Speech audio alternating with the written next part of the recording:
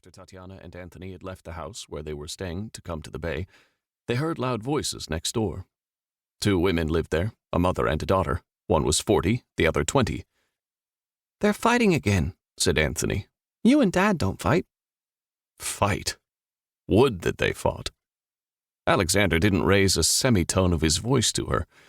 If he spoke to her at all, it was never above a moderated, deep-well timbre, as if he were imitating amiable, genial Dr. Edward Ludlow, who had been in love with her back in New York.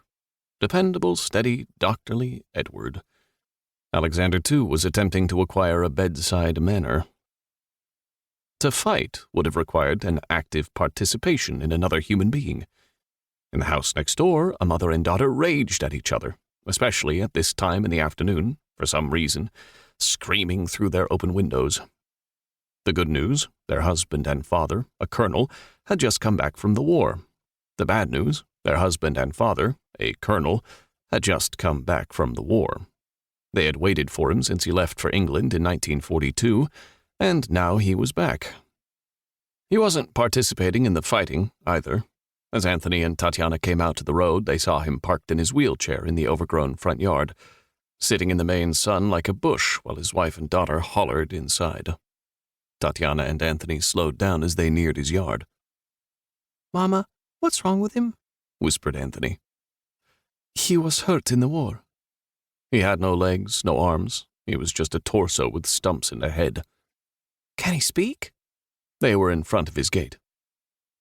Suddenly, the man said in a loud, clear voice, a voice accustomed to giving orders, "He can speak, but he chooses not to." Anthony and Tatiana stopped at the gate, watching him for a few moments. She unlatched the gate and they came into the yard. He was tilted to the left, like a sack too heavy on one side.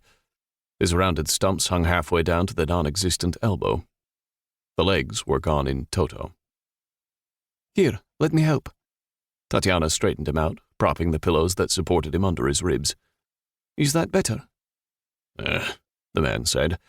"One way, another." His small blue eyes stared into her face. "You know what I would like, though?" "What?" "A cigarette. I never have one anymore. Can't bring it to my mouth, as you can see. And he flipped his head to the back. They'd sooner croak than give me one." Tatiana nodded. "I've got just the thing for you. I'll be right back." The man turned his head from her to the bay. "You won't be back." "I will. Anthony," she said. "Come sit on this nice man's lap until Mama comes back, in just 1 minute." Anthony was glad to do it. Picking him up, Tatiana placed him on the man's lap. "You can hold on to his neck." After she ran to get the cigarettes, Anthony said, "What's your name?"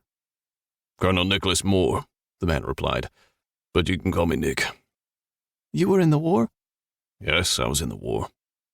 "My dad, too," said Anthony. "Oh?" the man sighed. "Is he back?" "He's back." Tatiana returned and, lighting the cigarette, held it to Nick's mouth while he smoked with intense, deep breaths, as if he were inhaling the smoke, not just into his lungs, but into his very core. Anthony sat on his lap, watching his face inhale with relief and exhale with displeasure, as if he didn't want to let the nicotine go. The colonel smoked 2 in a row, with Tatiana bent over him holding the cigarettes one by one to his mouth. Anthony said, "My dad was a major, but now he's a lobsterman." "A captain, son," corrected Tatiana. "A captain." "My dad was a major and a captain," said Anthony. "We're going to get ice cream while we wait for him to come back to us from the sea. You want us to bring you an ice cream?" "No," said Nick, leaning his head slightly into Anthony's black hair. "But this is the happiest 15 minutes I've had in 18 months. At that moment, his wife ran out of the house. "What are you doing to my husband?" she shrieked. Tatiana scooped Anthony off the man's lap. "I'll come back tomorrow," she said quickly. "You won't be back," said Nick, gaping after her. Now they were sitting on the bench eating ice cream. Soon there was the distant squawk of gulls. "There's Daddy," Tatiana said breathlessly. The boat was a 20-foot lobster sloop with a headsail, though most fishing boats were propelled by gas motors. It belonged to Jimmy Schuster, whose father, upon passing on, passed it on to him. Jimmy liked the boat because he could go out in it and trawl for lobsters on his own. A one-man job, he called it. Then his arm got caught in the pot hauler.